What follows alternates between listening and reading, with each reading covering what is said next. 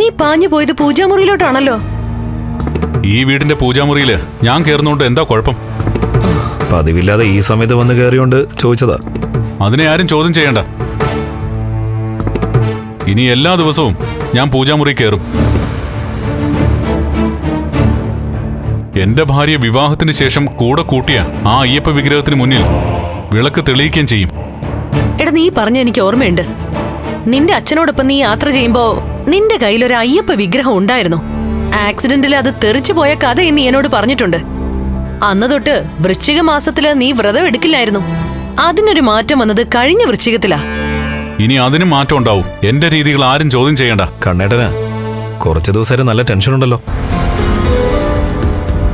നിന്നെ നിന്റെ അമ്മയും പോലെ രണ്ടുപേര് ഇതുപോലുള്ള ഓരോരോ ചോദ്യങ്ങളുമായി പിന്നാലെ നടക്കുകയല്ലേ. പിന്നെ എനിക്കെങ്ങനെ ടെൻഷൻ ഉണ്ടാവാതിരിക്കുന്നേ?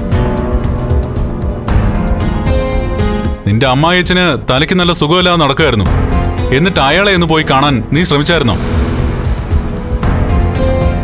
അയാൾ നമ്മുടെ അച്ഛനെ കുറിച്ച് മോശമായിട്ട് സംസാരിക്കുന്നു എന്നൊക്കെ 7-ാം മാസത്തെ ചടങ്ങ് നടക്കുമ്പോ എല്ലാവരും പറഞ്ഞായിരുന്നല്ലോ. അതെന്തെങ്കിലും ആയിക്കോട്ടെ, എന്നാലും അയാൾ എന്താ പറയുന്നതെന്ന് കേൾക്കണമെന്ന് നിനക്ക് തോന്നിയോ? എടാ, പ്രതാപന്റെ നാവിന്ന് വരുന്നതൊക്കെ കേൾക്കാൻ പാടില്ലാത്ത വർത്തമാനങ്ങളാണെന്നാ കരുണമോള് പറയുന്നേ.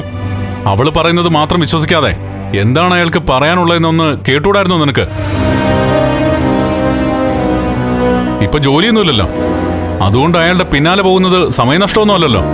എടാ, ഞങ്ങൾ അങ്ങേരെ പോയി കാണാൻ താല്പര്യം കാണിച്ചപ്പോഴൊക്കെ കരുണമോളാ തടഞ്ഞത്. കരുണമോള് പോണ്ടാന്ന് പറയുമായിരുന്നു. എന്തൊക്കെ പറഞ്ഞാലും നിങ്ങൾക്ക് നിങ്ങളുടെ അച്ഛനെ വലിയ ഇഷ്ടമായിരുന്നല്ലോ, പ്രത്യേകിച്ചും നിനക്ക്.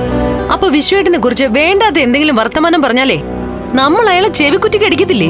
ചെവിക്കുറ്റിക്ക് അടിക്കുകയല്ല, ചിലപ്പോ കൊന്നൊന്നും വരും.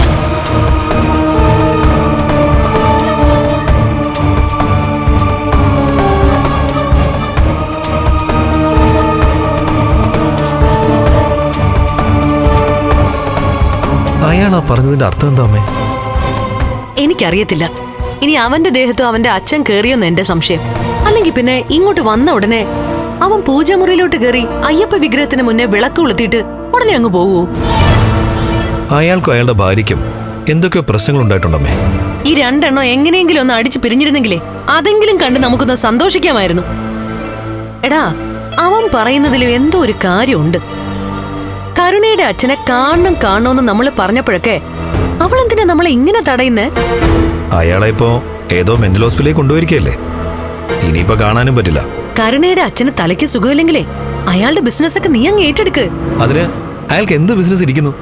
എടാ, ക്വാറിയൊക്കെ ഉള്ളതോ 10-15 ലോറികളുണ്ട്. സിവിൽ എഞ്ചിനീയർ ആയ ഞാൻ കോറി നോക്കണം അല്ലേ? നടന്ന തന്നെ. എന്താ നോക്കിയാല്? എടാ, കരുണയ്ക്ക് 100-150 പവനും അതുപോലെ തന്നെ ഇഷ്ടം പോലെ പണവും കൊടുത്താ പ്രതാപൻ ഇങ്ങോട്ട് വിട്ടത്.